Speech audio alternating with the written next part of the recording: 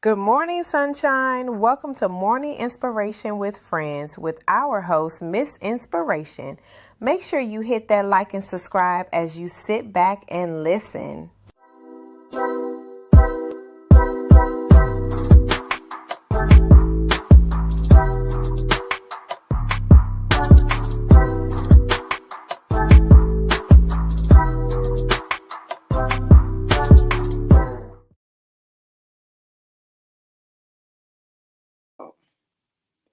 Well, good morning. It's your girl Tanisha Shanae, Miss Inspiration, here for another episode of Morning Inspiration with Friends. I don't know why I woke up thinking that today was Thursday. I went to bed knowing it was Tuesday and that tomorrow would have been Wednesday. But I woke up like, it's Thursday. But we are here. I don't have a long message. It could be a long message depending on how people feel. So today I want to talk about Druski. I don't know if anyone saw Druski. He's a social media influencer, comedian, and he did a very intriguing comedy skit. And it has a lot of people upset. A lot of people are really upset about Druski's comedy skit. And I mean, I understand why, but I want to talk about why it's bothering people. Okay. So the comedy skit was pretty much mocking the black church. And everyone is upset about that. Right. And so I was seeing a lot of commentary. And the only thing that I have to say is, why are we mad at the mirror that he's reflecting? Right? You're mad at the mirror. You're mad at what people are seeing. And I also want to say to people who love to say, well, that doesn't happen in my church. The same way growing up, people would be like, that don't happen at my house. It might not happen in your house, but it is a reality for someone out there, right? It is a reality. We cannot deny it. We cannot pretend that it's not. It happens. A lot of what he highlighted, if you watched it, I mean, from the fireworks, the flashing lights, the smoke, having him fly in the air like he's Chris Brown at the Breezy Bowl, telling women in their 80s that they're about to have birth, that they're gonna give birth to a child. Like, these are things I've experienced them. I got crazy stories about when I was in 2016 was that year, and I'll tell you guys because it was a crazy year, but that was also a year God was showing me people, and so I won't name the church, won't even try to give any true references because one of the people is really well known. So a young lady invited me to a revival at her church, and I went to the revival, and they had a young man from another country come and preach. This dude was decked out in Louis from head to toe, like hat, t-shirt, belt. He even had a little pouch. The jeans probably were Louis Vuitton, and the sneakers were Louis as well. And I have no problem with that. If you like to wear name brand, absolutely no problem. The problem that I did have though, I had a problem with a few things. The first thing I had was they were telling people to sow a 2017 seed, right? That's all that they kept saying. So I came to the revival the second day. So there was 3 days and I was there on the second day. So when I was like, I heard the 2017 seed. I had a feeling what the 2017 seed was, but I was gonna play dumb. So I hit her out because she's sitting right next to me, and I was like, "What's the 2017 seed?" She was like, "Oh, they want you to sow $2,017, and then they'll give you a prophecy for the year." And I was like, "That's not how that works." But okay, I didn't say anything to her in the moment, but in my mind, I was like, "That's not how that works." And I mean, literally watching people scrambling like they're on the side, they calling people, they going through credit cards, they trying to make this 2017 so they can get this prophecy from this man. And yeah, I knew it was really bad when he told a couple that their family had put a curse on them, and in order for this curse to be lifted, now he actually, this was the guest pastor, so he looked at the host pastor and was like, Bishop, do you know how much it's going to cost to lift this? And the bishop was like, how much? Every time I tell this story, I just laugh because I just remember facial expressions and stuff. But he was like, how much? How much is it going to be? He was like, 10, I think he's either said $10,000 or $15,000. Either way, it was a lot of thousands. And at that time, I had needed about 5,000. So I was like, well, God, tell them, don't tell them people to give it to him, tell them to give it to me. If they have that, they can sow it into me. And so when I see these things, when I saw the part of Druski's, I was just like, he's highlighting what's the reality. He's highlighting what's actually happening out there, right? And so this is the part that I want. Satire, and I'm known for satire, right? So I tell people, like, I get what he's doing, right? He's exposing a lot of this stuff. But satire is going to expose the patterns. It's not trying to expose one person. So I was seeing like people making his skit about one particular pastor. And I was like, nah, I don't even feel like he's even pinpointing one person. He's highlighting at all of the foolishness that's happening in the places that they're happening. So yes, the comedy is going to exaggerate that. It's going to make it seem like, oh, he's just talking about this one pastor. No, he's exaggerating what is already happening. Like I said in the beginning, this might not happen at your church, but it's happening. It happens, right? So the mockery is not because he's seeing that one incident, right? So if I was to go out there and do a comedy skit and talk about that one incident with that pastor, telling people to sow 2017 seed, knowing that these people ain't have $20, you know what I'm saying, to get a prophecy for the year, not knowing that, I'm like, that's not how that works, right? But I seen that happen similar in other places. That was just the highest. Like, I've seen people get, I've seen that pastors bamboozle them out of $100. You know what I'm saying? That they didn't have. They're like, all right, everybody in the row get together. Like, they'll get to that point. But to tell people that don't have $2,017, and then to tell a couple that in order for a curse to get lifted, you know what I'm saying? So it would definitely probably be the highlight. But this is not just one place. So the satire is only exposing the patterns. And I see why people are upset about that, right? Because again, I think a lot of times the people that this is happening to, or the people that are sitting and they're witnessing this and they are a part of it, it's starting like that mirror gets exposed, because that's what mirrors do. They're going to expose something.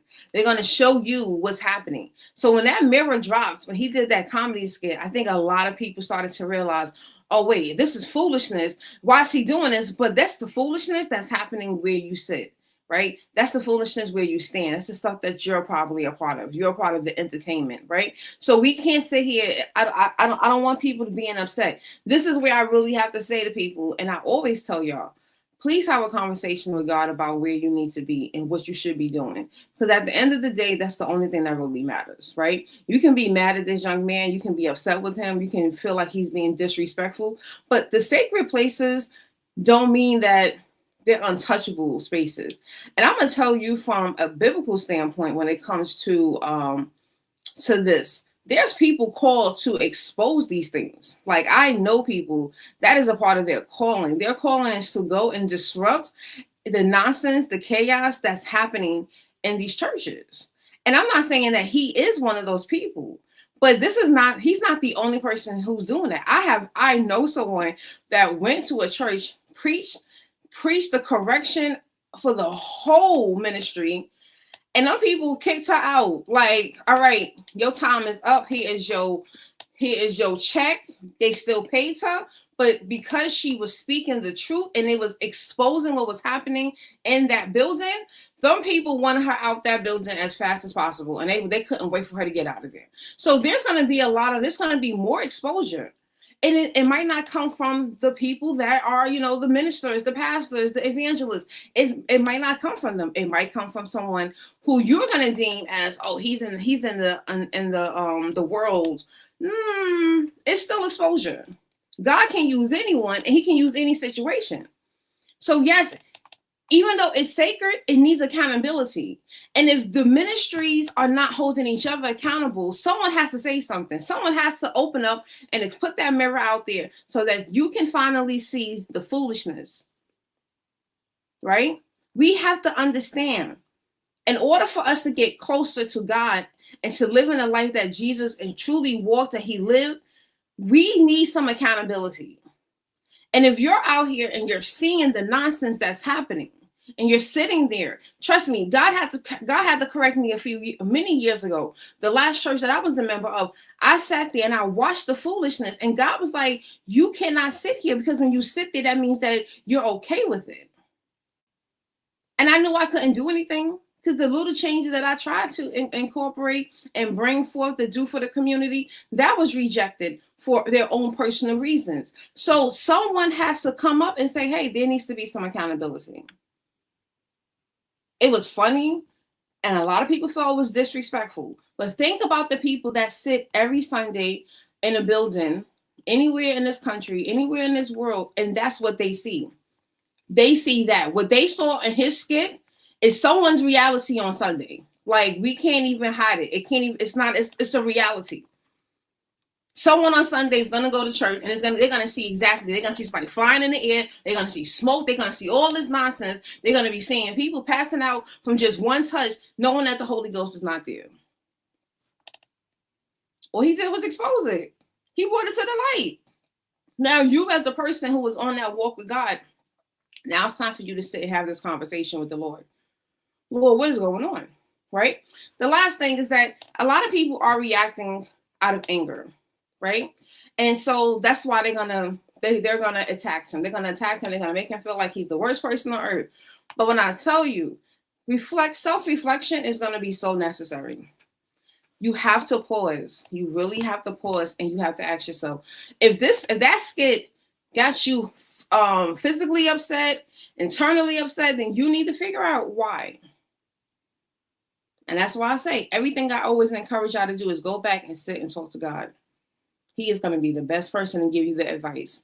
Because obviously, there's some places that do those types of things, and now you're realizing, oh, wait, this might be a problem. Right? So now you're sitting here questioning, what do you do next? So you have to sit and you have to have those conversations with the Lord. And if you're one of those people that got angry, you really got to ask yourself, why did I get so upset about this? What about this made me angry? What truth am I living in this reality? Because that was a mirror that was showing your reality, especially if you are the person that's doing it. And I promise you, the people that probably do these things, they probably just laugh because they know they do it. Like, they're not hiding. I'm going to be very honest with y'all. These people are not hiding in the church. They are live streaming everything online. So they're not hiding. This is the reason why when people say to me, well, Tanisha, that doesn't happen in my church. I don't care if it doesn't happen in your church. You can go on Facebook, you can go on YouTube, you can see the live streams, and you can see exactly what he is showing you. So mockery isn't always an attack. Sometimes it is feedback, and it's going to be wrapped in humor. And that's exactly what Druski did. Right? And if sometimes it hits too close to home, it might be an invitation for you to reflect, talk to God, and not for you to retaliate. I mean, in this case, I don't really know who can personally retaliate against him besides just like not follow him. I'm pretty sure that's not going to hurt him. But I really wanted to bring this and have this conversation because, again, a lot of people are talking about it, and they're talking about him in the wrong way. They're thinking that he's the villain. He's not the villain. He just exposed you. He put that mirror up, and whether you are exposed as the person who's sitting there or you're the person who are standing there doing all that, you're part of the design team, you're part of the creative direction, and you make all of that happen, you're a part of that. Yeah, he's talking to you. He was showing you what you do. That's what it looks like. You're welcome. You're welcome. You're welcome on behalf of Druski, right? So I want us to really stop playing in God's face. Right? I really was. So like I said, when I went to that church and that man told them people it's gonna cost $10,000 to $15,000 to lift a curse, and I'm like, what? Y'all playing with God's people? Stop. We gotta cut it out. We gotta cut it out. Right? We can't keep doing this. And that's why I say I'm out of respect. I don't mention who these people are, but these are very well-known people globally that are doing these things. And it's not right. So I'm happy that people are having these conversations. Again, if it's not happening in your church, I'm so happy that it's not happening in your church. Truly, I am, because it's a very disgusting thing to see. Firsthand. It's very disgusting to see. I'm not happy to see it. But I am happy because it's going to start having conversations. And hopefully it will start to have self-reflection. And that's all I want people to do. Just be self-reflective. Talk to God and have a conversation with the Lord and say, Lord, what do I do next? Because he was talking about me and I didn't like it. And then you move forward from there, right? So I'm going to stop because I think I spoke enough, right? But if this message has found you in a good way and you feel like this is something that other people need to listen to and they need to be tapped into, please share this message. This message needs to get to a point where people are seeing it and listening. Okay, so I am your girl Tanisha Shanae, Miss Inspiration. See you back here Friday live, and tomorrow is Thursday as the actual Throwback Thursday. But I love you all. Be well, be blessed.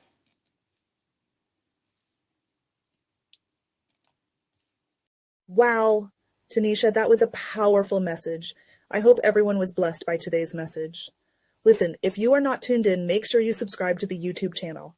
Meet us for morning inspiration with friends every Monday through Friday at 7 a.m.-ish CT time. See you next time, friend.